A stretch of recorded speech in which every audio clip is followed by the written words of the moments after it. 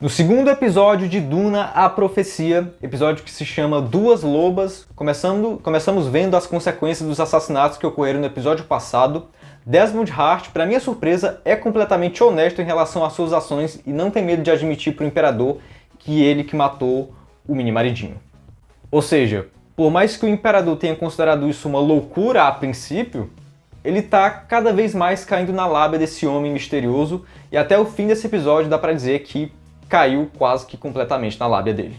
Nós vamos comentar mais a fundo aí esse detalhe e também falar sobre outras peças que foram mais exploradas aqui nesse episódio e que vão ser essenciais no futuro, mas antes deixa logo aí o seu like para não se esquecer depois, se inscreve no canal para a gente bater a meta de 40 inscritos e se puder também compartilha esse vídeo aqui para ajudar o canal a crescer. O canal, por enquanto, só tem 33 inscritos, então contando com a sua ajuda aí, pode ser que cresça mais rápido, né? Dito tudo isso, vamos para a análise do episódio. Bom, nessa relação entre Desmond, o Imperador e a Imperatriz, ele acaba sendo uma peça muito conveniente, tanto que o Desmond acaba por substituir as Bene Gesserit como conselheiros do Imperador. Acredito que o Imperador tomou essa decisão porque, primeiro, as irmãs consideravam ele fraco e manipulável e acho que ele percebia um pouco essa forma como ele era visto. Ele percebeu que ele era um pouco manipulado por elas, que ele não fazia tudo o que ele queria, porque estava sempre ali ouvindo os conselhos delas. Segundo, por mais que ele provavelmente não confie totalmente no Desmond, por mais que ele tema esse homem, ele pensou o seguinte: se esse cara tem tanto poder e é tão leal a mim, por que não aproveitar isso para mostrar que eu não sou tão fraco como pensam? Resumindo, simplesmente é muito conveniente para ele ter o Desmond por perto, pelo menos por enquanto, porque assim ele pode fazer, ele consegue fazer as coisas que ele tem vontade sem medo de uma rebelião ou sem medo de uma represália. E para falar a verdade, ainda é um mistério que o Desmond realmente quer. Ele diz que só quer servir ao Imperium. A Valia não conseguiu detectar nenhuma mentira no que ele dizia. Mas o que significa servir ao Imperium para o Desmond? Por mais que ele pareça só dizer a verdade, essa verdade ela deve ser maior do que aparenta, né? Ele não está dizendo tudo. E outra, gente, vocês notaram que ele, em momento algum, admitiu ter matado a Caixa? Ele foi tão objetivo na hora de responder às outras perguntas. Você matou o mini maridinho? Matei. Você matou a Caixa? Ó, veja bem, ela não era digna. Então, ele escondeu o jogo sem precisar mentir. Sem falar que o que o Imperador disse também é verdade, né? É muito difícil de acreditar que o Desmond matou a Caixa de tão longe, de um outro planeta, né? Então, o que eu disse no vídeo passado ainda é verdade. Existe uma traidora entre as irmãs.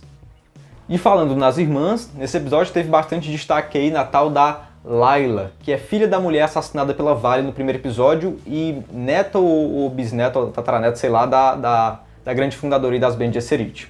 A Layla passa pelo ritual da agonia, que nós já vimos nos filmes, o Paul e a mãe dele passam por esse ritual. Ele consiste em ser envenenado por uma substância específica e quem sobrevive a esse veneno desbloqueia as suas memórias genéticas. No caso da Layla, eles queriam fazer a Layla passar por isso para poder falar com a madre Raquel sobre a profecia que ela faz lá no primeiro episódio. E assim, uma profecia até feita aqui nesse episódio também.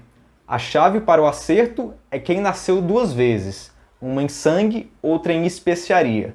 Uma arma nascida na guerra...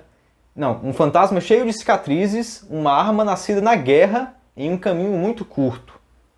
Essa é a profecia. E olha, a descrição bate um pouco com o Paul Atreides. Mas como falta ainda uns 10 mil anos para ele nascer, talvez estejam falando de alguém mais recente. E quanto a Layla, durante o ritual da agonia, ela acaba descobrindo como a mãe dela morreu pelas mãos da Valia. Além disso, as ancestrais dela parecem ter tomado posse da mente dela e deixaram aí até uma ameaça para a Valia. Parece que elas estão querendo vingança.